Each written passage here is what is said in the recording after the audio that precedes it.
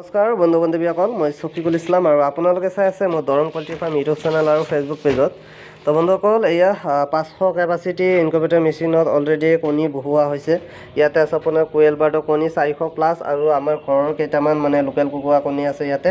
তো এনেকুৱা ধৰণৰ ইনকুবেটৰ মেচিন আপোনালোকে বহুতে বিচাৰি আছিলে, জানুৱাৰীৰ পৰা পাই যাব। জাষ্ট আৰু কেইটাদিন আপোনালোকে ৱেইট কৰক। আৰু যিহেতু মই অলপ শাৰীৰিকভাৱে অসুস্থ হৈ আছোঁ, লাষ্ট ভিডিঅ'ত মই আপোনালোকক কৈছোঁৱে। তো আৰু এতিয়া আমাৰ যিহেতু দুখন ফাৰ্ম হৈ গৈছে, বৰ্তমান য'ত মই উপস্থিত আছোঁ ইয়াতে আছোঁ মই টাংনি চাৰিআলিত আছোঁ। এইখন ফাৰ্ম হ'ল টাংনি চাৰিআলি আৰু মেইন ফাৰ্মটো মোৰ তাতে আছে কোপাটি বাগিচা কাঠ। আৰু ইয়াতে আছে আপোনাৰ এয়া ইনকুবেটৰ মেচিন ডাঙৰটো, কণী ভৰোৱা বাকী আছে ইয়াতে।